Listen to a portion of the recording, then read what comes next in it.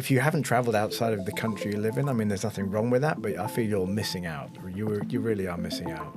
And So every tour is custom built. Yeah. Whoa. Yeah. That's neat. Every trip. That's a level of concierge service. Yes. Yeah. Buffalo, they're crazy. They're crazy. A guide said to me once, they look at you like you owe them money, and they mean it. The average guy that's there pulling the trigger to shoot a rhino or elephant or whatever, he's not getting a lot of money. You go up the chain and there's millions and millions of dollars in this, you know. There's a lot of human-wildlife conflict going on. Those pristine wildlife areas that are protected, they kind of get pinched and pinched and pinched. So from my perspective as a safari company, that's the biggest threat, is that human-wildlife conflict.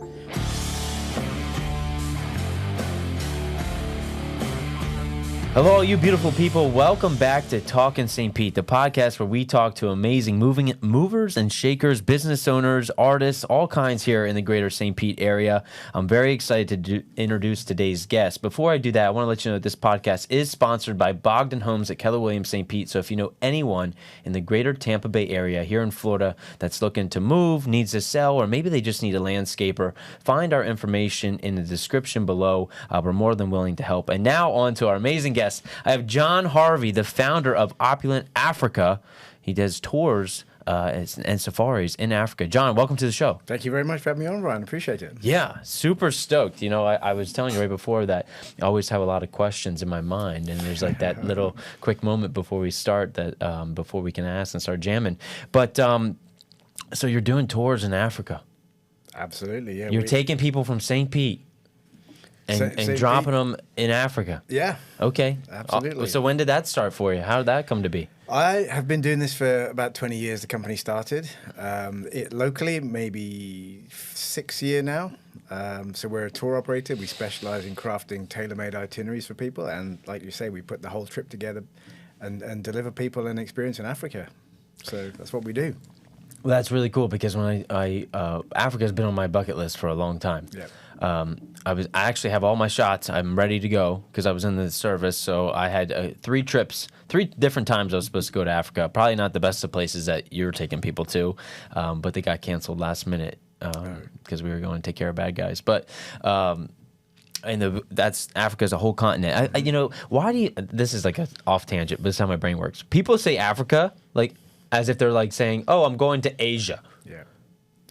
A lot of people think of Africa as a country. Or South Africa and East Africa, and it's split, but it's a huge continent. It's a huge continent. It's massive. Vast. It's vast. I mean, I've driven from top to bottom. I did an overland trip, so we've left London and we've driven down all the way to the tip, and it's. How long did that take? It was a 6-month trip. I mean, we're stopping on the way and stuff, but it's 6 months. So I've been top to bottom. It's a long way. It's a long way. Okay, but back to this. So you know all the ins and outs, all the cool places to go. What inspired you? That's one thing on the show I'm always looking for with owners and different companies. What was the moment of inspiration to say, okay, I'm going to take people and make tours for them? Good question. So, I mean, travel, I've traveled from a very young age. So I was born in the UK, and from the age of 4, my father worked for a telecoms company, and every 2 years we were living in a different country from the age of 4 till like 18, 19. So that travel, that's kind of in your blood when your formative years growing up. So travel was always there. We lived in West Africa in the early 80s, and we went on a safari. 1983, we went on a safari in Nigeria. And we saw a handful of animals, but it was the experience. So I probably would have been, 15, 14, something like that. And I remember seeing a hippo in a pool, just in the bush, in the middle of nowhere, and it was the coolest thing ever. And it stuck with me from that young age. And then in the 1990s, I went off backpacking through Africa. As I mentioned, we did an overland trip. And we went to pretty much every single game park on the way, all the way down through Africa. Wherever there was wildlife, we stopped off. And we visited this and ended up in East Africa, Tanzania. And I was like, well, when I get back to the real world, I'm going to start a safari company and deliver people out here to see what I've seen and experiences. So I would say the 90s, got back to the UK in 2000, went to work for a company to learn what the hell I'm doing because I didn't know how to start up a tour operator. So I thought I need to at least get some experience behind me. And then, 2008, I started the company and haven't looked back. Remarkable story. So many things there. So you strategically went and did you work for another tour operator? Or was that intentionally? So you set the intention from that, like I want to do this. So getting back to the UK. I mean, I didn't have a job. I was working in a warehouse, like double shift, just to make some money. And I'm not a young man at this point, but I'm earning money, thinking, right, when a job comes up, I'm going for it. So I'd been applying, and there was a great company in my hometown in Northampton, and they're very established. And I learned my craft there. Really, I learned how to package these tours, how to build relationships, how to price things up, and yeah, that was the start. I was there for maybe 3-4 years, just learning how to do it. So when did you, and around that 3 or 4 year mark, where did the confidence come to say, okay, I can do this on my own? So it was kind of, there was a downturn. This is like 2008, the downturn in the market, all the markets. So it probably wasn't the best time to start, but I met someone there who had a marketing background, and we kind of hit it off and decided we could do it. I had the sales skills and the knowledge of Africa and how to package these trips together. She had an accounting and marketing background, and we just took a leap of faith. Love it. Yeah. So now we're coming to you. We want to go to Africa. What kind of experiences are people looking for? What's your bread and butter? Like, why should we be excited to go book a trip to go to Africa? Yeah, most people that come to us they know they want to go to Africa, but they don't know what they want to do. Right, because that's like saying you want to go to Asia. Yeah, and the hardest part is really trying to figure out, trying to narrow it down. So we start with a blank sheet of paper. So you come to me and say, I want to take my friends, I want to go on my own, I want to take my family. And you start with kind of time of year, dates, experiences, level of luxury, budget, and you fine tune that with a discussion, either face to face, on the telephone. And you just kind of figure out what kind of people they are. If you're active, you want to go kayaking, you want to do bungee jumps in Victoria Falls, you want to go walking with all the animals. Then I'm fortunate that I've been to all of these places, so I can kind of recall that memory and think, well, this is the trip. And I'll put together an itinerary, present it to you, and then we just fine tune it from there till you're happy with the camps, the lodges, the trip length, the budget, the cost. And it's not a package. We actually build it for you. It's a custom built tour. So every tour is custom built. Yeah. Whoa. Yeah. That's neat. That's a level of concierge service. Yes. Yeah, so we don't deal with a huge number of clients. We have solo travelers that travel with us. Then we have multi-generational families, which is a great challenge. Every trip's different. There's no two trips that are the same, and I love that. Saying that no two trips are the same, is there any trip that sticks out to you that's the most unique, or one that you were like super excited to put together? I mean, it sounds cheesy, but I love all of that. I love doing all of that. I know, but I'm looking for that one where you're like, it was just a little different. I don't know. I mean, I think when people have time and the budget and they're not constrained, of course, that makes a big difference. Oh, absolutely. I put together trips where people say, we have as much time as we need. 3 weeks a good length of time. We want to go to see gorillas. We want to do some remote safaris, and then we want to go and spend some time drinking wine in Cape Town. So when people aren't constrained, that really helps. I put together a trip for someone Phil, recently, and I had that flexibility to just create. And he wasn't that involved to begin. He said, "You know what I want. You know me. Just put it together." And then I have, like free will to do whatever. And so he that trip was East Africa and Southern Africa, and that combination, it's a once in a lifetime trip. They're not going back. We want to see everything. So I kind of pull it together on like that. Is that what you would recommend if someone says, I got to see East Africa over West or North or South? Like where is the most unique experience that does Africa the most justice? I mean, they're so East Africa. You think of those wildlife documentaries when you see the Prize of Lion in the Serengeti or the Masai Mara, wildebeest migration. That's East Africa. Tons of animals.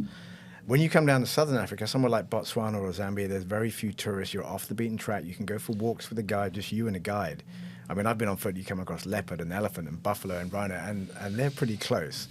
It's not for everybody, but I love that, getting out of the vehicle and doing something different. And then you can go canoeing on the Zambezi, and you've got hippos popping up and elephants coming down to drink. So, yeah, it depends on the people. Some people, they're taking their kids and they're like, we just want to be safe. We want to go and stay in the lodge with AC, and we want to go to South Africa, and then we want to take the kids to Cape Town. Great. They'll have a fantastic time. Some people are like, put me out there. I want to be down and dirty right in the middle of nowhere. So, that's where I would be. Yeah, exactly. And and it's getting that out of the client you're dealing with to know what trip works for them. And we've been very fortunate that we managed to get that right most of the time.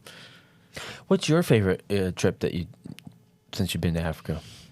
I love the places I've just described, so Zambia, Botswana, Zimbabwe, where you're off the beaten track and you're doing different experiences. So you're not vehicle-based, you're walking. I'd say Zambia, it's so wild, so remote. You know, a lot of those walking safaris were pioneered there back when by people like Norman Carr, and they take you and you're close and you're getting, down and dirty with everything, and it's fantastic. So I would say Zambia, probably. What's the culture like in Zambia? Super friendly. I mean, throughout Africa you'll find that, but super friendly, super warm. One of the friendliest countries I would say I've been to. So they embrace you and they want to welcome you into their homes, into their culture. I would say one of the warmest, friendliest places I've been to. But tell me why. Like, so they're welcoming, but what are they doing that's different, that's not welcoming compared to like a European country or here in the United States?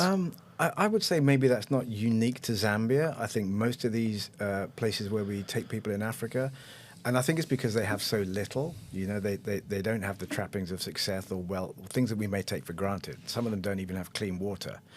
So tourisms or tour operators taking their guests there, you're contributing by helping to build schools and clinics and clean water. You're giving them jobs. So it makes a massive impact to that local community and wider community because, the staff and the guides that work in the lodges and camps, they live further away. So that spreads out. So I think it's the giving back and helping to feed and look after these communities. But that's not unique to Zambia. I think that is throughout the places I visited where that tourism has such a positive impact. That's really cool. And so there's something special that I heard when you were saying that is they don't have a lot. So that seems like the gratitude that they have for what is given or the experiences are really unique and cherished for what they do have. Yeah, I think it's maybe not gratitude. May be the wrong way. It's maybe that they're very proud, of what they have. So to have you go and visit them and see them and take the effort to go to these tiny remote places, it's like, this is us. Come and visit us. They're just happy to be involved and to have a living, really. The alternatives are pretty bleak. So they can see that tourism, where they only have wildlife, that's their commodity, and we're putting dollars in there, it really benefits them and their families. Love that. That's really cool. You're making me want to go.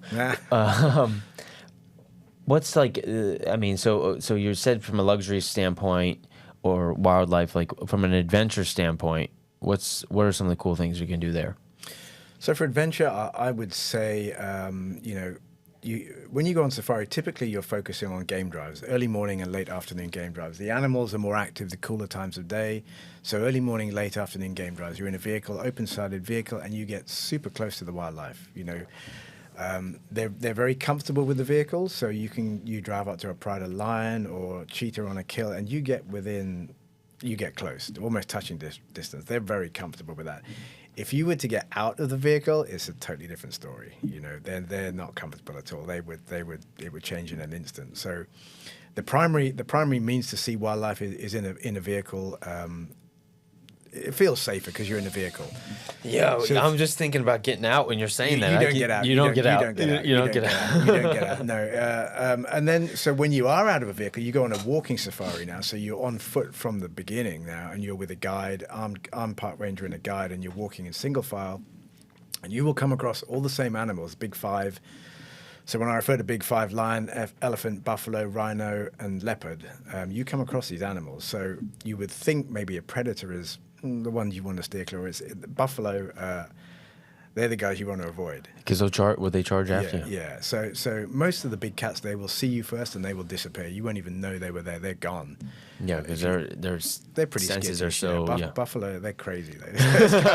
They're crazy. A guide said to me once, they look at you like you owe them money, and they mean it. And so most animals will. will mock charge you. Even an elephant or a rhino, they'll come all in and they'll stop. They'll stop right in front of you to think, well, okay, what's going on here? Buffalo don't mock charge; they run you over. Stop it. So they're super dangerous. So when you're on foot, all of your senses are heightened.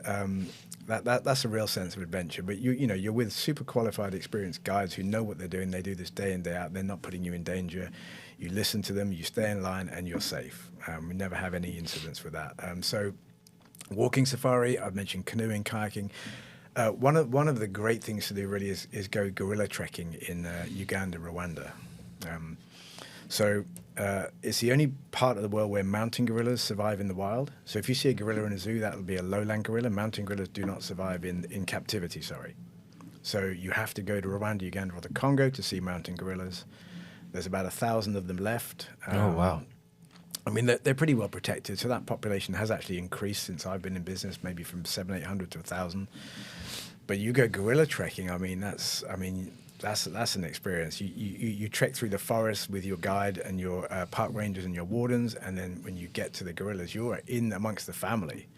You have to stay about 6 meters away. You can't approach them, but the little babies are curious and they come running through and they want to see what's going on. But you got the big silverback who's sitting there, like he doesn't care, but he cares. He's got his eyes on you. Oh, so he's watching. He's watching. So gorilla, I've done it maybe 3-4 times. And it's that's probably the best experience I think I've had in terms of a wildlife experience because they're coming into their home. They're like in camp, and you relate when you get a glance. You look into the eyes of a gorilla. I mean, it's kind of like us. They're very human-like in the way their family, their social behaviors, the way they move and interact and whatever. So it's pretty cool. I would say if you can go gorilla trekking once, or you went on a wildlife experience, you could only do one thing, I would say gorilla trekking would probably be up there. It's kind of giving me like, I mean, what you're describing to me is an extreme sense of presence. Mm-hmm. Because you said the senses are heightened when you're doing the walking safari or gorilla trekking. You're looking at another animal, kind of like you're looking at another human. Mm-hmm. So extreme sense of presence. So what are some of the accommodations that people are staying at? I mean, are we staying in mud huts or can we? You could. I mean, typically, as our name suggests, Opulent Africa, we're at the upper end of the market, so it's all very comfortable. Yeah. But comfort can mean a lot of things, or luxury can mean a lot of things. So to be in a dome tent, pup tent in the middle of nowhere, in the Kalahari on the salt pans where there's nothing, and you sleep out under the stars at night.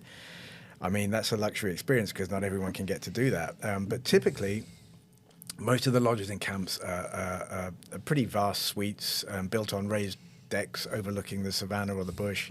Usually have a private swimming pool. And they're very well stocked, very comfortable. Indoor, outdoor showers. Some of these lodges have huge wine cellars. There's a lodge I can think of that's got 15,000 bottles of wine in the temperature-controlled cellar in the bush. So it's a very upscale experience. And your staffing ratios to guests are maybe 2, 3, 4 to 1, depending on where you stay. So excellent service. World-class cuisine. They've got, highly trained chefs in the camp. They make all of their own breads and everything in the camp, and they have little salad gardens and whatever. So it's you're not roughing it at all. You can, but kind of what we do is make sure we give people the best experience. Yeah. What are some myths or preconceived notions when traveling over there? Safety is probably the number one question we get asked. Is it safe? I'm taking my family, I'm taking my kids to Africa. What's going to happen? So safety is a big one. And sure, there are certain times of the year, certain countries where elections may flare up and there can be unrest. But, we keep abreast of it. We talk to our partners in each country every day. And we make sure we're not putting anybody at risk or in danger. And it's usually more safety from that than safety from animals. So safety is a big one. And common questions like, is there electricity? Do we have electricity? Because it's, Africa's a poor country. I get that. It's not a country. It's a country, right? Africa's a poor country. Is there? It's like, it's very comfortable. So you have to just reassure people and talk it through and explain that. But I would say safety is number one. I can see that. What about shots and things like that? Do you need shots to go anywhere, or is there places you can go without getting There are, I mean, for the most part, it's routine vaccinations that you would have here, tetanus, that kind of thing. Some places you go to, you need yellow fever and hepatitis and whatever. But yeah, we again, as part of the process, we go through all the vaccination requirements, visa requirements, all of that stuff. So, so yeah, I would say probably the biggest requirement would be anti-malaria medication if you're going to East Africa or certain parts of Southern Africa. But the risk is very low because you're not in the cities where you're with a lot of people. You're in the middle of nowhere in a camp, and the risk is low. Yeah, I got my yellow fever, I got my typhoid. I mean, we just gotta go get some rabies. If you had rabies, that's a big one. It's like 3 jabs, and it's. I haven't had that in a while. Yeah, I don't. If you're going gorilla trekking, that's one. But you gotta otherwise, yeah. Otherwise, you don't. Yeah.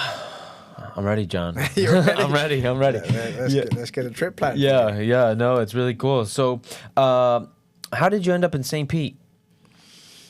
Yeah. So, my business, when I set it up, it was geared very much towards the American market. That was your intention, right? Yeah. And that going back to that period when I worked for that other business, I was the guy that dealt with the US leads. It was quite a new thing. Had a website we were targeting the US market, so I dealt with those leads, and I really enjoyed it. And very different types of clientele. So the UK clients or the inquiries that I were getting, they were very what's the right word? They take an item and they shop it around for the best price. So I can get this for $100 cheaper or whatever. And it's like, well, you need to go and book it with whoever you want to book it with. But I found I clicked with the US market really, and I think really primarily it's about service, getting back to people and delivering. Fair on price, but that service is really important. And I got that straight away. So I thought, right, okay, at some point we're going to make a move to the US. This was right from the early days. We're going to make a move to the US. And I talked to my wife about it, and we were both all in on that. And so in about 2017, 2018, we made that decision. We were going to start the visa process and move to the US. If I'm being totally honest, I just wanted to get here. I wasn't looking at a particular city or anything. I thought, let's get there. California, super expensive. Florida, okay, that's nearer home. The weather's great. It's beneficial for businesses to set up there. So Kate then took it and did all the research as to where and when. And we came out here on a reconnaissance trip in 2018, and we went all over Florida. And purposely, she saved the last place as St. Pete. So we came over that Sunshine Skyway Bridge, and before we even got to St. Pete, we're like, yeah, this is where we're going. We just looked, it was a perfect day, and we just came over the Skyway, we looked at each other, we're like, yeah, this is it. And we hadn't even set foot out of the vehicle. You're just from the drive over the bridge. Yeah. Wow. Yeah. That's remarkable. That tells you the superpower of St. Pete. Yeah, so I can't take any credit. Kate found it. She'd done all of her research. She'd show me like a little snippet of Paso Grill or this or that, and I'd be like, that's cool. That's cool. That's cool. Yeah.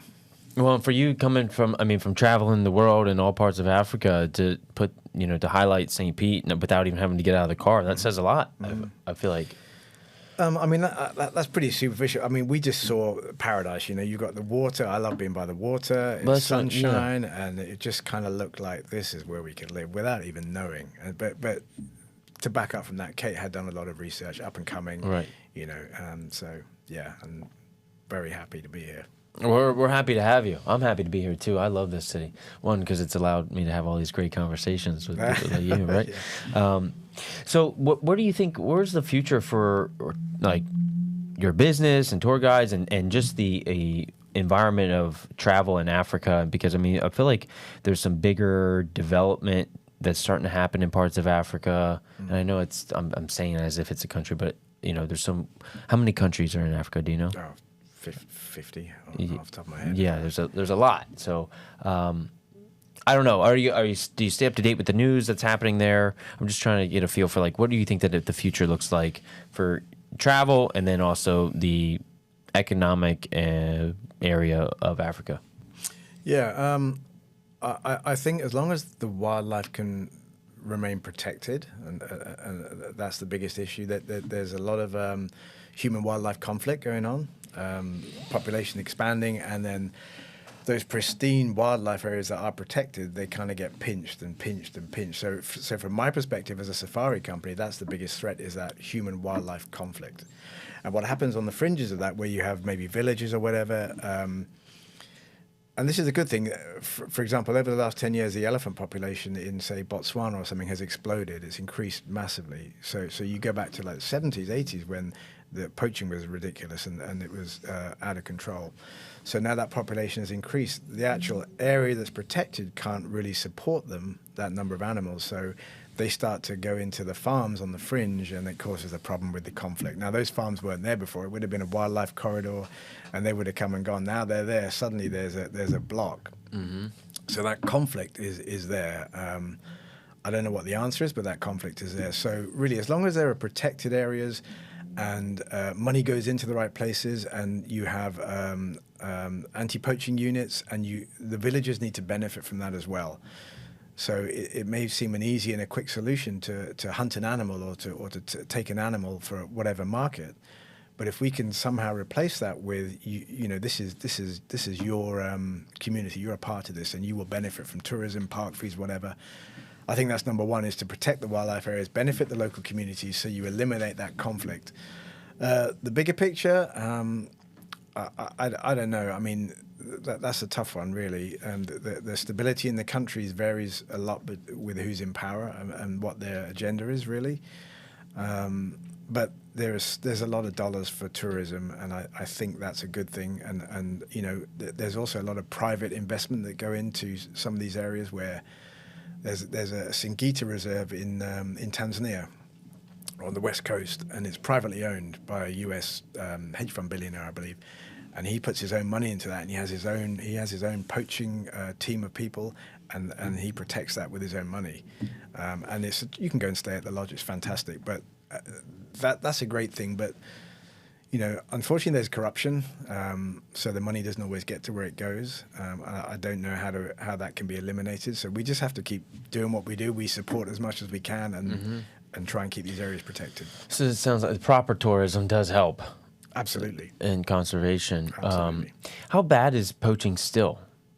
Yeah, it's pretty bad. Really? It is pretty bad, yeah. I mean, the average guy that's there pulling the trigger to shoot a rhino or elephant or whatever, he's not getting a lot of money. You go up the chain and there's millions and millions of dollars in this, Wow. And I don't mind saying, I when I was living in Tanzania, there was ivory leaving the country in diplomatic bags. I mean, you're not going to stop that. So their elephant population was decimated, really. It's hard to protect it because these areas are so vast. So you may have rangers in there. They're putting their life at risk, but, your poachers are armed with, automatic weapons. And they'll do whatever it takes because enough money's behind it. Yeah. I mean, one of the saddest stories that I've heard is that, in Botswana, rhino were introduced because they were poached out.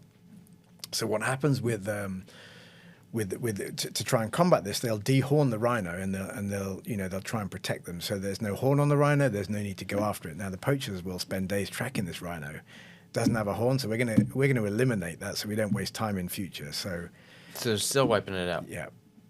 So there is a lot of rhino in South Africa and Botswana. They've been hit pretty hard. I don't believe there are any rhino left again in Botswana after that whole initiative to bring them up and put them back in again. Wow, that is sad. So it's a problem, yeah. And it's all driven by the money. Mm-hmm.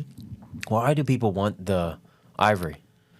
Is it just a status? Is there any use for it? I'm just I'm like oblivious. Yeah, I think for the rhino horn in the Far East, they believe it has special powers to whatever. Okay. It doesn't. It's matted hair. Right. Rhino horn is matted hair. It has no benefits that I'm aware of or anybody's aware of. So it's sad. Ivory, maybe that's probably more under control since there've been bans, worldwide bans on it. But rhino, it's a shame.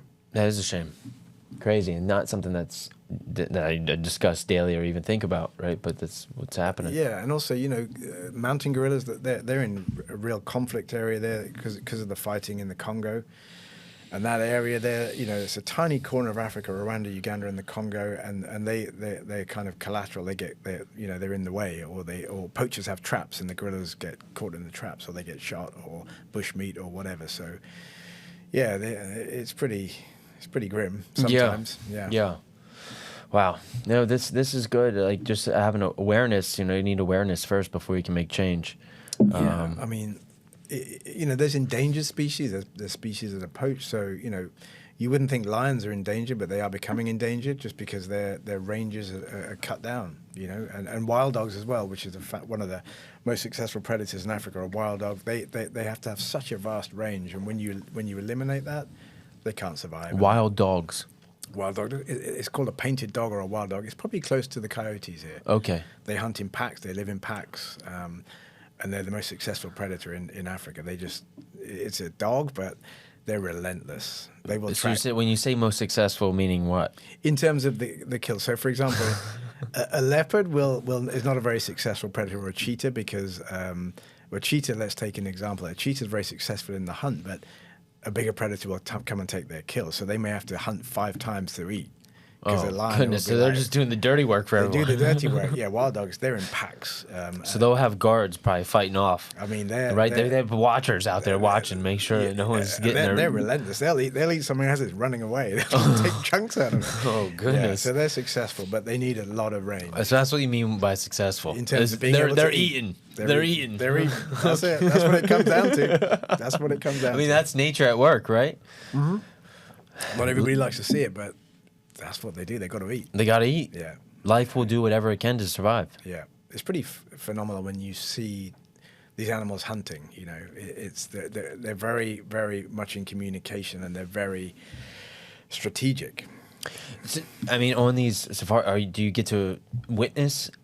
Are the chances there to see a hunt, or is that like not a thing that happens? Oh no, it does. Yeah, absolutely happens. Yeah. I mean, you need a good guide. You need to be in the right place, and you need a bit of luck. I'm not this lucky to see that, but it is really. No, it is, because it catches the right time to where. Exactly. Yeah. So times of year when the wildebeest migration, which is a migration of some 2 million animals that moves around the Serengeti, when it gets up to the Mara River.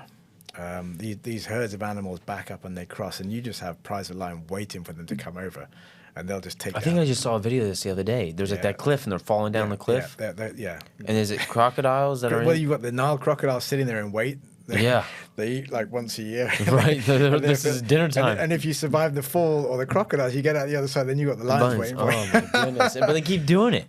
Every year. It's like most of them make it. It's like a ritual. Yeah, oh, man. They're driven by the rains to get the fresh grazing, and then they come back down to the southern Serengeti to give birth to their young. And then there's no permanent water down in the southern Serengeti, so when that flush of grass they're like giant lawnmowers. They eat the grass. They have to keep moving around. And when the rains come, the grass comes, and they move around. You're making me just want to go watch David Attenborough talk about Africa and that. But I think it's so, when you're describing that, I'm thinking how fascinating life and nature is, to be able to witness it. Like that's raw. That's a raw experience. That's just natural, driven instinct to survive in their environment, and these migrations have been happening for thousands of years. Forever. Yeah. Forever. And some of the tribes there, like the Maasai tribes or the Samburu tribe, they've lived side by side with these animals. They're for generations, and they often farm their cattle in these same areas, and so that's just the way of life for them. Yeah, same as the animals hunt. They graze their cattle and they live together. They coexist. Yeah, that'd be really neat. I really want to experience that culture. Removed from Western society of materialism and things, and just like you said, proud and pride just to have clean water and food, and I'm imagining that the family unit's really strong. Yeah, oh yeah, absolutely. And also, they also want to share their cultures with you. The Maasai, have you ever seen the Maasai with these beautiful bright red tunics and the beadwork and whatever? You can go into their villages and they'll make those, and you can buy them, and the blankets and all of that stuff, and the carvings and whatever. So yeah, very, very strong family. I would say that the women in the family will be kind of the workers at home making the meals and looking after the kids and whatever. And traditionally, the guys would go out hunting overnight, whatever. They go and hunt whatever they can. Yeah. So is that how most of these? I mean, in the parts of that, that's how they're surviving. I think not so much now. That's kind of more traditional. Certain places, but as I said, it's tourism now as well. Yeah. They're very much involved because community-owned land, so they benefit from park fees and people going there. But if you go to remote places, say Namibia, way out in the sticks, or parts of Botswana, yeah, they still survive like that. Yeah, very very primitive, but been doing it for generations. Yeah, that's really cool. So, and on the flip side of that coin, what's Cape Town like? Cape Town's a very cool city. I love Cape Town. I really do. And typically when people go to Africa and they want to add on a stay that's not safari related, that's really the only city in the parts of Africa that we operate where we would book people into. And it's, world-class dining, great hotels, plenty to do there, plenty of activities. You can hike Table Mountain. You can go to Robben Island where Nelson Mandela was imprisoned. You can go and do a tour, and some of the old inmates conduct those tours. They were in prison with him at the time. You've got the winelands, Stellenbosch, Franschhoek, Paarl. Those winelands are about an hour from Cape Town, and they're world-class wineries. You can go and do wine tastings. You can go and stay out in these places like Franschhoek, which is incredible, beautiful valley scenery, really stunning. Or you can just relax at the end of your safari and just catch up with family and friends. But yeah, it's a super place. It really is. Yeah. Have you been there often? Yeah. I've been lucky enough to go. Is that where you would fly into? Like, if we're going on I mean, I guess it depends on where you're going, but is that like the common? Not normally. If you're going to South Africa or Southern Africa, Johannesburg is kind of the hub. There's direct flights from New York and Atlanta. You can go like 15 hours straight into Johannesburg. And then if you're going if you're staying in South Africa, Johannesburg, Cape Town, 2 hours, you can fly out of Cape Town. If you're going to Victoria Falls, Botswana, Zambia, Zimbabwe, you still access through Johannesburg. If you're going to East Africa, Kenya or Tanzania, usually Nairobi or Kilimanjaro, they would be the places serviced by Delta, through Amsterdam or somewhere like that. Do you book trips for people to hike Kilimanjaro? Yeah. Oh, yeah. Very popular. Yeah, really popular. That's on the list. Yeah, it's the one thing I haven't done. But 7-8 days, it's popular. And then what people will either do is do a 7-8 day hike and then go to Zanzibar, which is really accessible and just have some downtime, or they'll go on a safari at the end of it. Yeah. What do you want to do first, Ryan? Yeah. What do you want to do first? That sounds like my trip. We got to train for the hike, for sure. Yeah, that altitude. I mean, I feel from what I've heard is that either you'll be affected by the altitude or you won't, really. I mean, you can train to be fit on the hike, but that last little bit, the altitude either hits you or Well, we live in Florida. Yeah. At zero elevation. I got a nosebleed going over the skyway. Right. Exactly. Yeah. I hiked the 14er in Colorado the day, they say when you go to elevation, you should hang out a few days before you go to higher elevation. We did not do that. From zero, next day, hiked all the way to the top. I was fine, but I'll tell you, that last 2,000 feet was a struggle. Yeah. I'm just breathing. Yeah. Like 5 steps, sit down, catch your breath. Yeah, headaches and stuff like that. The headaches weren't so bad. I was just tired. Yeah. You're just like, man, how is this even a thing? Like, I've only gone 5 steps. Yeah. I need to sit down. Yeah, it's incredible. So yeah, I definitely would want to acclimate to altitude. Yeah. And you start for the summit. I don't know if you were doing. You start off very early before sunrise, and you're up, and then you're all the way down if you can in the day. Yeah. So you literally hit that last bit to Uhuru Peak, and then you come all the way back down. So getting up is like gradual, and usually 7-8 days is what you need, unless you're a mountain goat or something. Yeah, no, it's a whole trek. It's like a rite of passage. We'll plan a trip. We'll go and do it. Yeah, I would love that. I would really love that because I think a hike like that, just that whole experience, like that's going to remind you what it means to be alive. Oh yeah, and they say there's a glacier at the top. They say it's shrinking because of changes in the environment. I don't know. I haven't done it, but to see it, now's the time, I believe. So yeah. Could be going. Man, so if people, I don't want to talk about St. Pete, but I mean, what's the best? So you like to sit down with people, blank sheet of paper, set up this whole experience? Yeah. I mean, I would say we've been fortunate. We have a lot of Tampa Bay clients, St. Pete and the greater area. So I can get to do that. But, we have clients all over the U.S. And most of it is phone call. But ideally, to pull out a map and old school, and to say this is where we're going and this is the logistics, and just talk face to face. I love to do that if I can. Absolutely. Yeah. What was COVID like for you? Devastating. I bet. So we moved here in September 19, and then within 6 months, travel was shut down for us. That had to be a Literally little shut scary. down. Yeah. I mean, our business was booming. We just come off the back of the best year ever. Everything was going great guns, and and it was shut down. Not only because people don't want to travel anywhere, but you couldn't get into these. They shut down borders, and there was no travel. And we went to zero for a very long time. So I bought a 1970 wreck of a boat, a Robalo, and I rebuilt it, and that was my sanity project. Just to keep your mind. Yeah. I had nothing to do. I went out riding my bike when I could, and I did that. But there was nothing. What a weird time in history. Yeah. Yeah. Glad we're out of that. And also, us not being citizens, it was a problem for us leaving the country to get back in. Oh, right. So we stayed. Yeah. You don't want to risk it. Yeah. Even when we could, we still had to jump through hoops to get back in. We nearly got stuck outside of the country on a couple of occasions. Yeah, but yeah, for travel, it was pretty horrendous. Yeah. So how did you tap in? So I always am intrigued because I think the small business network here is phenomenal in terms of that. So you move here. I mean, how did you tap into the network of Tampa Bay? Did you know anyone here? What was that like? We didn't know anybody here. And I was very lucky in the first person I met was Phil Yost. No way. How? So that's serendipitous. How does that happen? How do you get? It is. So as part of the visa process, which is a long, laborious period, I had to come over here. I had to rent an office, sign a lease for a year without having a visa, and to present that as part of my application. I'm committed to this. So I rented an office on the 8th floor in this building, Regis. Mm-hmm. And I was here for 2 weeks, and I was renting this office, and I was just trying to find my way.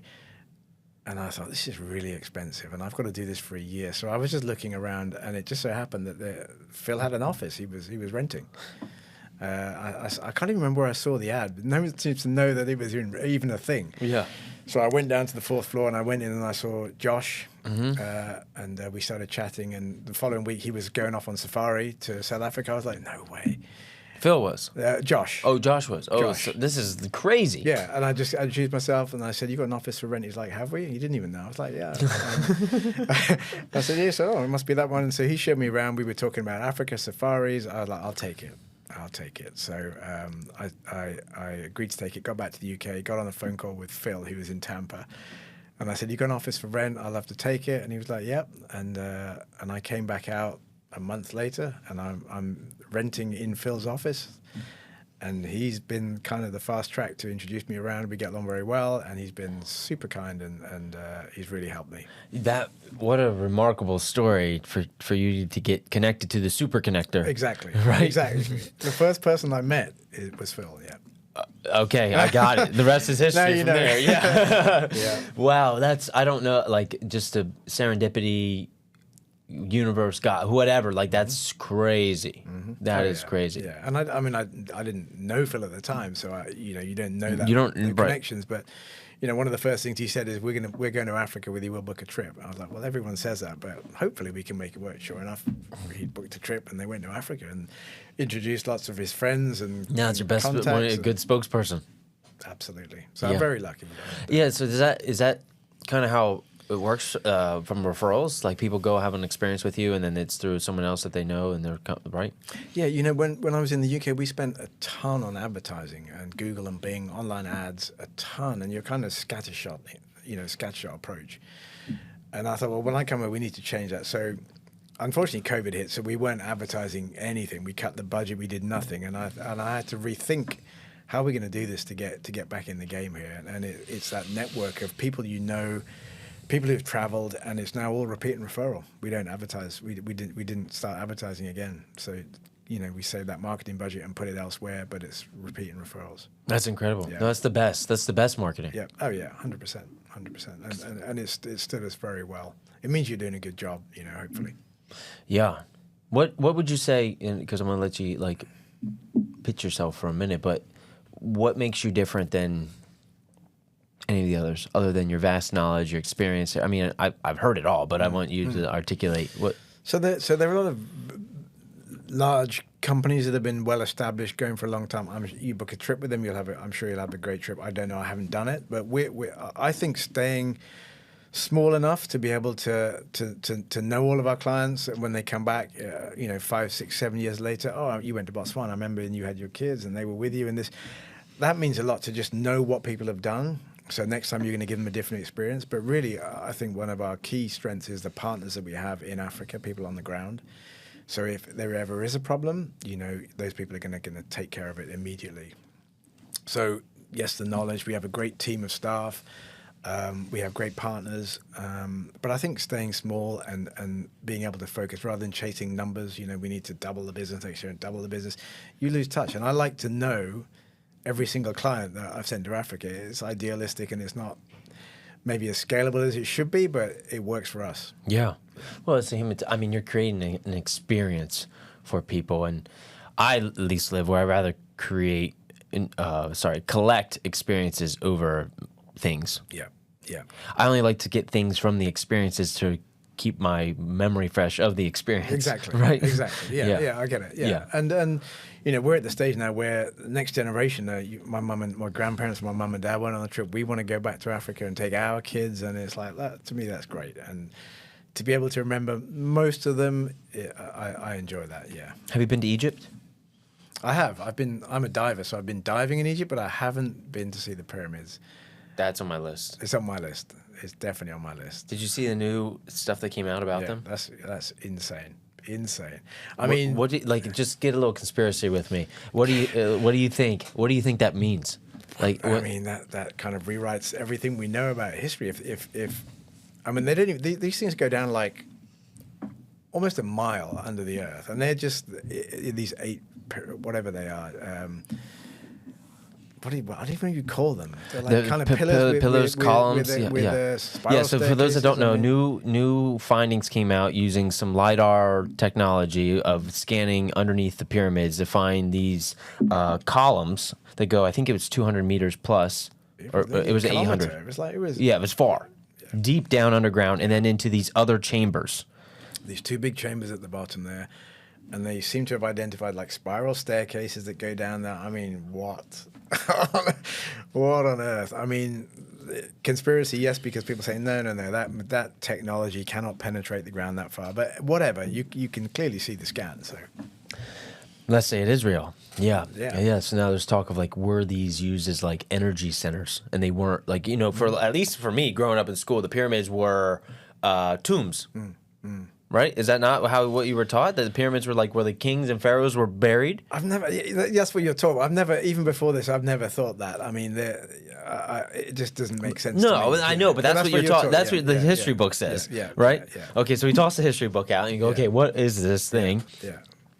Yeah, something we definitely need. Power plants make sense, Power plant. Yeah, something like that. I mean, I've read stuff like that before, but... Yeah, because there's all these clay like they had batteries, all this stuff. They were harnessing energy from the different... I'm exploring, this is going to go off on my little tangent, where my brain's been hanging out for a bit. But with the use of AI, I've been exploring the quantum world and energy. And then I look back, and I haven't quite tied this together yet, but I think I'm going to start. To look at ancient civilizations of did they have advanced understanding of how to tap into this world of quantum, and maybe they called it something different, and knew how to harness that energy, and maybe the pyramids were their device to do it. That's my conspiracy. That's like me just like looking at, this is some interesting information. And so...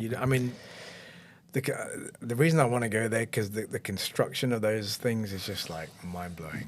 I haven't, and you look at I read about it, and the Sphinx, for example, the head of a pharaoh, and when you see the size of that thing and the little head that's been recarved, it's like it wasn't a pharaoh. What was it? It was a lion or a dog or whatever at some point, and what was the purpose? And there's more to it. There's more to it. There's a lot more to it. But interesting theory about an ancient civilization with knowledge of whatever it is to build that, we can't do that today. So there must be some lost technology, or a civilization had different knowledge, understanding of how to do that. Yeah, and then I think of how was knowledge passed through books and libraries, and what was the famous library that was burned? I'm forgetting, but there was a lot of knowledge lost. Oh yeah. From passing down, and so through the story, I don't know. I'm fascinated in that they stuff. talk about this Hall of Records as well. That's supposedly somewhere. Right. People can say that's not true, it's false, but it could be true. We don't know. We don't know yet. We don't know yet. Yeah. We don't know. I'm fascinated by that. And neither of us have been. No, we got to go. Well, we can sit here and talk about it all day, but that curiosity, I think, until you go and feel it. It's probably one of the 7 wonders of the world. Oh, absolutely. I did see what was it in Mexico? There's one there as well, outside of Tulum in the jungle. Why was it slipping my brain? Yeah, I read it. I also know it. I can't think of the name. Chichen Itza. Yes. That was the angle. There was a particular angle that you look at it and you see like a snake coming down, and the way the sound reverberates off of it when they go out there and clap. It's just some weird stuff. Wow. And I hadn't read about that, but yeah. Yeah, you don't know about it. It's like one of those things, people don't even know what Chichen Itza is until you're in Mexico and you're there and you're like, oh, now this is like one of the 7 wonders of the world, and you didn't even realize it. Yep. You start to learn. That's why travel is so important. I think it's good for people to open their minds, and get out of our routine daily lives, and just experience something different. Completely, yeah. They say travel is like nourishment for the soul, to go and travel and experience different cultures and see different things and expand your knowledge and just go and have these different experiences. I've traveled a lot. Do you know how many countries you've been to? I don't. Over 50, I would say. I don't know. Travel from a young age, but 4 or 5 different continents. Lived on different continents as well. And if you haven't traveled outside of the country you live in, there's nothing wrong with that, but I feel you're missing out. You really are missing out. Yeah, you're tied to all the bias of the culture that you live in, to say, and not to experience a different culture. Yeah. Right? Because I always come from this standpoint on everything of, I think now we're saying there's 8 billion people in the world. And if there's 1 billion people that live another way and believe in something differently, who am I to say that they're wrong? No, I want to go explore why they believe that, because that's a fascinating thing, and it could be an older civilization than what we've been taught. So I think it's just, one of my favorite movies is Life of Pi. You ever seen it? I know it, but I haven't seen it. Surface level, it's about a boy stuck on a boat with a tiger. Yep. If you watch it at any deeper level, it is about life and the evolution of life, and because Life of Pi, and Pi 3.14 blah, blah, blah, blah, blah, blah, goes on for infinite, and when you start to explore the quantum world, infinity shows up all over the place.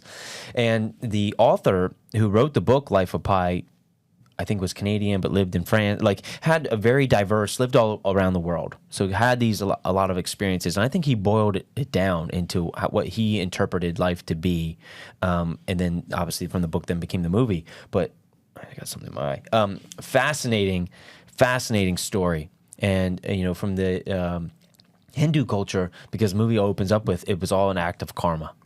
Okay. Yeah. Okay. And so it starts out of like that, and just I don't know. I think does it start on the boat? I need to see this movie. Do they start off on the boat? No. Okay. No. The boy, father owned a zoo, and that's how kind of tied to the tiger, and but it's coming off very raw of like if you're a pure soul put onto the earth, what are all the things and traumas that are put onto you that make you believe a certain way? And there's a great scene in the movie where he is looking the tiger in the eyes, and the tiger's coming up just as a house cat would, very nice and calm, and he's holding a piece of meat through the bars to feed this tiger. And the tiger, you can tell in the way that the tiger's just going to gingerly take this piece of meat out of his hand. But in that moment that the tiger's reaching, the dad comes in and is very angry and nasty, and it scares the tiger. And now the tiger looks nasty, as if what we would interpret a tiger to be. Yeah. And in that moment, I'm watching no, the fear of the man was put onto the tiger, but the kindness and the pureness of the boy, the tiger wasn't threatened. And so, but now the boy is taught, no, the tiger's bad. Yeah. So now so there's so many moments of that throughout the movie. That happens in life, we're taught a certain way to be afraid of certain things, or we can't do certain things, maybe more so, and that's what we believe, and to get away from that is not always easy. I remember teaching my kids to when they were young to catch spiders. Well, they didn't know any different. I was like, just pick it up. Mm-hmm. Oh, okay. And there'd be a spider in the room, and I say, look, you just pick it up and you put it outside, and they would do that until they got to school age, and they're, what, you pick spiders up? But now they're scared of them. Or they'll check. Now they won't go near a spider. Mm-hmm. And it's like, you used to catch them. You used to pick them up and put them outside. They call me, there's a spider in the bath. Put it outside. What? They won't touch it. That's a great example. Or a cockroach. Just like, or palmetto about cockroach. Just pick it up, put it outside. They're not going to bite you. And they freak. And I'm like, you just pick it up. Look, it's in my hand. I put it outside. Yeah. They won't do it because they think, as you just said, somebody's reacted in a certain way, and now you've been reprogrammed. Yeah. Belief is so important. So back to our point of travel, if you can have an open mind, can rewire some of your beliefs and viewpoints to see a different perspective, which I think that's why it's good for the soul. Yeah, and also, you may see different cultures perceived in a certain way, and I don't want to go there. It's a dirty country, and the people. Have you been there? No, I haven't been there. Well, you need to go and see. You need to go and experience it. We went to India a couple of years ago, my wife and I, and I guess I was a little apprehensive about it, but and it's what people had told me: don't eat the food, don't have any ice cubes, don't eat salad. You're going to be sick. It's the known thing. And I was like, I'm not taking that on board. I'm gonna be sensible, but I'm gonna try. And we ate everything we wanted, and we drank cocktails, and we had whatever. No issues anyway. You got to be sensible, obviously. But the places we were staying at, I'd ask and I'd check, and because I'm going to be sending people there to stay, so I want to make sure this is filtered water, it's clean, the hygiene standards are correct. So you trust that, and we were good. So you're opening up to India? Well, we're in the process of expanding to worldwide travel. It's quite a big jump from being a specialist Africa. We send people all over the world now. So if we have a client come back to us, say, can we go to Australia? Can we go to Peru? Can we go to wherever? We'll do it. So India was kind of a research trip. Yes, but we got to walk before we run. Got to have the people, but yeah, it's definitely a destination we want to be able to offer. Yeah, that's a whole nother conversation. Have you been? No. I had some friends that just went, so I kind of like lived through them a little bit because my buddy has a Chilaji? It's in the Himalayan. It's like a mineral matter tar substance that people are drinking. Like a tea or something? You can make it into a tea.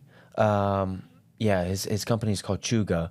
And so he went in to find and meet the actual harvesters in India, and they made a whole documentary about where the stuff comes from, which kind of made them unique because there was a lot of like copycat and like not real companies trying to sell this stuff online or whatever. And so, so some of my buddies went, and just hearing their stories about it, just fascinating. Oh yeah, I mean, the most memorable part of that was seeing the Taj Mahal. Now, I've seen so many pictures of the Taj Mahal, and I'm like, yeah, it's pretty impressive. Oh, okay, it looks great and whatever.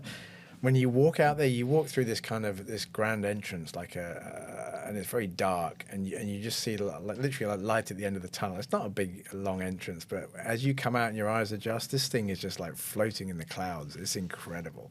And wasn't that he built it for his wife, or yeah? At billions of dollars worth of cost in today's world. I mean, and you look at it, you go in there, and the marble has all these individual like gemstones inlaid by hand. And then you go to the places where they do this, and they're using little hand tools, and they're carving out this super hard marble and laying in these jewels. I mean, it's unbelievable.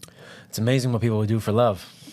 Yeah, it didn't work out there because he planned to build one on the other side of the river for himself. Apparently, the white temple was for his wife, and then on the other side he'd made plans, and his son was like, no, you're not spending any more money. He locked him up in a tower, put him in prison, put his father in prison. For doing that? Just close enough so he could see the Taj Mahal that he'd built as a tribute to his wife, but he was like, no, locked him away. So wow, there's a fascinating story behind that. You're not spending any more money. This is my inheritance, it's cost too much, so yeah. But it's incredible. It really is incredible. And where it's built, there was a lot of heavy industry in that area. So the pollution was actually discoloring the Taj Mahal. So they've tried to shut it down and move it away. But yeah, India blew. It was just mind blowing. Yeah. Mind blowing. What besides the pyramids? Because you did say that. Is where else in the world is top of your list? Galapagos. Galapagos Islands, and I've always wanted to go to French Polynesia. You know, being a diver, to go out there, it's meant to be the best. But my one of my dreams is to dive with hammerheads. So French Polynesia or somewhere like the Galapagos or Turks and Caicos Islands. So diving is a big deal. Pyramids. Yeah, I think Galapagos probably. If I could pick somewhere to go right now, that would probably be it. Would be up there. Yeah, but we try and travel a lot. You know, we try and get to new places and new experiences as much as we can. Do you do any diving around here? I haven't yet. Yeah, me neither. I haven't yet. So when I was in Tanzania, I was running a dive center, and so for 3 years I was diving every single day, 2 or 3 times a day. Oh man, you're living the life. I was living the life, but you know what? It was kind of like, I'm kind of done with this now. You know, 2,000 dives or whatever. Yeah, okay, you hit your limit, right? And it's kind of like, and that's a long time ago. And other than a couple of dives in the Red Sea, which were phenomenal, I haven't dived much. But people say if you go across to Jupiter here, the diving's really good. Yeah, I know some people that dive up near Clearwater. They do some kind of, I don't know. I haven't dove around here. My last diving trip, I went, my first solo trip, went to Bonaire. Oh, yeah? Last year, April, I was just a little burnt out, and I just want to go away, and I don't have many diving friends, so I was like, I'm just going to go by myself. It'll be nice. Dove twice a day, every day while I was out there, relaxed in the afternoons. It was phenomenal. Enjoyed it. The first dive, first day, a giant bait ball came over, getting pushed by a couple of tarpon. Wow. And I mean, it was massive. It was like a surreal moment. Luckily, I had my GoPro, so I caught it. But I was like, oh, this was the pinnacle of the trip, and it happened in the first dive. You know? I'd love to see that. I have the video on my phone. I'll show it to you. It was just, I mean, tens of thousands of fish coming. And the captain that was on the boat, she was like, I can't believe it, the one dive. And I watched the bait ball come over, and I knew you guys were in the middle of it, and it was crazy. Wow. So they came right around. Oh, they swarmed us all around. Yeah, they were getting pushed by like 10 tarpon in this massive bait ball. I can't remember the type of fish that were in the bait ball. Maybe you'll know it when I show it to you. But possibly, yeah. That was a cool experience. Yeah, I bet. I mean, I love warm water diving. So I learned to dive in the UK, and you're wearing a dry suit. And it's mainly wreck diving, so you're diving down to like, I don't know, 100, 150 feet. You're sitting at the bottom there. You can't see anything. The visibility is zero. It's freezing cold. Your suit's leaking. Yeah, you feel it down to your spine. That's the worst. And then everyone's like, wow, that's amazing. I was like, no. Okay, this is what diving is? And you come back up, you have to do a decompression stop, get on the boat, and then you're like, right, that was great. I had 3 minutes there to see a wreck. Right. Yeah, yeah. And then we went to Egypt, to Sharm el-Sheikh on a dive trip, and it was like, wow. Yeah, you don't need to go. I think you don't need to go deeper than 60 feet. Well, all the life in the coral is like in the first 20, 30 feet. Right. And it was like, well, I've got a short wetsuit on. Yep. I don't have a big weight belt. Yeah. I'm just gliding along with the current, and I'm seeing everything. Decompression style for 3 minutes. Yeah. That's it. Yeah. And so when we were in diving in the Indian Ocean, I mean, we saw everything. You know, sharks, rays, eels, turtles, great fish life. It was just every day. It was fantastic. Have you sent anyone to Seychelles? Yeah. Funny enough, this morning we just booked a honeymoon. They're combining Serengeti, and then they're going to the Seychelles. Yeah, a great honeymoon spot. Idyllic, beautiful islands, crystal clear water. It was so when I was stationed in Germany, we were part of AFRICOM, so a lot of our planes did stuff in Africa, and twice a year we sent a plane to Seychelles. I never got put on one of those trips. It was like one of the dream trips. You know, everyone was fighting for that trip. Yeah. And you best believe somehow, John, I don't know why, but the plane always broke when they went to Seychelles. Could never figure that one out. That's strange. Yeah. That's strange. Yeah. But the pilot and crew always came back with a bunch of Seychelles rum and would share all the stories and pictures. Like, it just looks like an amazing place. Yeah. You never go. I haven't been, but I mean, I know a lot about it, and it's just idyllic. Like you say, little islands dotted around. Yeah. They go on forever. Clear waters. Some of the islands just private resort, own beach. I mean, it's just Yeah, I think for a while, I mean, when we were at least over there, they were saying that was the #1 beach in the world. And you don't even know, like, it's off the Horn of Africa. You got to go there as well. Yeah. There's so many places, man. So many places. I haven't been to quite as many countries as you, but I'm Probably, I'm over 20 for sure. I'd have to recount. I do have a list in my phone. I think I made up a lot because, not made up, but I made, when we did our trip down overland, you're ticking countries off all the time. Yeah, you're so, check. Otherwise, it'd probably be like 20 or so. But yeah, that's incredible just to go in. From top to bottom, it changes so much from being right up in Morocco to all the way down to Cape Town. I mean, you just pass through. It's unbelievable. Have you booked that trip for it? Has anyone asked to do that? Because that's a lot of time. Yeah, that was a 6-month. That was a backpacker basic trip. We paid less than $2,000 for that trip, and you set off from London on 2 overland trucks. So you arrive at this place, you get on a truck with your backpack and 36 other people, and you just drive down to the ferry, and you go across to Gibraltar, and then you're in Africa. And these 2 trucks went down through Africa. Of the 36 that left the UK, 9 of us, no one died. 9 of us ended up at the end of the trip in Nairobi. People were like, "No, I'm not doing this. It's too hard. I don't want to do this." What was hard for them? I mean, when you hit the Sahara Desert, you're stuck in sand for like 10 days a week. You drive 10 feet, and then you get the sand mats off the side of the truck. You dig the truck out. So it was like physical work. And it's hot, and you know, you're drinking water from wells, and you don't have a lot of food. It's a proper adventure, and then you get sick. You know, people got malaria. We had an accident. We had quite a nasty accident in the truck. Somebody broke their neck. Somebody broke their leg. Broke their neck. So you have these roads that are like graded roads, and they're kind of built up in the size. The driver wasn't really paying attention. And the truck kind of. Yeah. So that kind of. Did you get a new truck, or you just? They repaired it. We were waiting for it to be repaired, but that kind of separated out. It was the Brits and the Kiwis and the Aussies, kind of like, yeah, we're in. It's part of the adventure. I thought we might die. I'm like, well, you thought we might die? What? So that was that's not the kind of trip we book. Right. we don't do that kind of thing. But Yeah. it was an adventure. I mean, we got to Victoria Falls, where I wanted to do the bungee jump off the bridge, which is a 300-foot bungee jump, and they weigh you to make sure that everything's good. And they wrote my weight on my hand. I was 56 kg at that point. I'd lost so much weight on that. Oh, trip. From the trip, yeah. Yeah, because you're not eating and everything else. You're getting sick. Everything. Yeah, exactly. Right. So we don't do that. We don't do that. Yeah. Wow, that's fair. We don't need to do that. John, we could go on forever. We could go on forever on this because they're fascinating. I love to talk travel, but. Back to St. Pete just for a second. You're here. It's your birthday. Where are we going to eat? If you'd asked me that last year, I would have said Linga. I love that place. Where is it? Linga. It's closed down now. Okay. Jeffrey Jew had a great restaurant over, I suppose, by the hospital over there.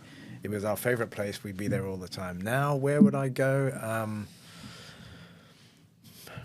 Maybe Baba. We like Baba a lot. Go there a lot, but there's some great new places down on that beach right where like Fortu. Like to go there. What are those other places called? Not Ceviche. There's 2 or 3, but I mean Juno and Peacock, and then coming this way, what is that? Aleo, yeah, like Alelo, Alelo. yeah, Really like yeah, Alelo, yeah. And Juno and Peacock as well. Yep. But I mean, I'm as happy going to somewhere like the Galley and having a great meal there as I am going somewhere else. So I don't have a favorite, but it used to be Linga, but yeah, I like to mix it up. There's so many great places to go and eat in St. Pete and across in Tampa, but St. Pete's really come up in the 5 years we've been here in terms of places to eat. So you can take your pick. And there's a great Indian just across the street from us as well, Malai, that I like to go to, that new Indian restaurant up there. I haven't been there. Near La Vie, you know where you probably know it. Yeah, it's great, really good. Okay. I love Indian food, so yeah, yeah. I'll have to check that out. Where's your favorite? You know, no one ever returns that question back on me. Rare, right? I like a staple for me has been ceviche, but I always like to shout out my friends Debbie and Ron at Soul St. Pete. Have you been there? I haven't. It's near off 22nd. Debbie it handpicks all the ingredients. It's all fresh. She has and she shared. She was on the show. She shared she has a bunch of different allergies, and so she's very careful in the ingredients, and so it's just top notch quality. What kind of food is that then? I think their menus arrange of different stuff. Okay, I'll Yeah, check it out. no, it's a fine place to take the wife. Great wines are all selected, and their hospitality is great. It's a phenomenal spot. So I always like to shout them out, and I know there's tons of other owners. Soul St. Pete. Soul. Okay. Yep. Okay, I'll check it out. Yep. I think I'll leave it there. Yeah, because that's good. I do like Bin 6 South as well. You've been there? I've been there. It's a little 12 top. Yeah, I think I've been there for. Yeah, I don't think I've eaten there. I know where it is. Yep, it's just small. Only seats 12 people. 6 people at the bar, 6 people at the table. They're cooking right in front of you. Just a cool experience to go there. So yeah, there's tons. I really like Bavaro's. Everyone knows if it's Friday night and I don't have plans, I'm sitting at Bavaro's on the sidewalk and I'm eating a penne al vodka pasta with some chicken. I think I've only been there once actually. I need to go back. John, we can go right now, man. Let's go. Let's wrap this up. Yeah. So if people want to book a trip, what's the best way for them to find you? Website opulentafrica.com. Yeah, that's the easiest way. At Opulent Africa, Instagram, Facebook, Twitter, whatever. But opulentafrica.com. Boom. And we'll put it in the description. I'll pick up the phone. It'll be me. It'll be you. Yeah. There you go. Call John. Book your trip to Africa. John, thank you so much. Thank you. For those that are still with us, watching, they made it through all of the 50-some minutes that this has been going on. Wow. What's one word that they should comment below? Hashtag the Safari Guy. Safari Guy. The Safari Guy. That's our hashtag. It really helps us on social media and whatever. That's the one. Love that. Comment, hashtag the Safari Guy. Love that. Appreciate you, everyone. Like, share, comment. Go watch another episode. We've had tons of amazing guests on the show from all around St. Pete. Thank you, John, for being here and sharing all your worldly experiences. We'll see you on the next one. Bye, everyone.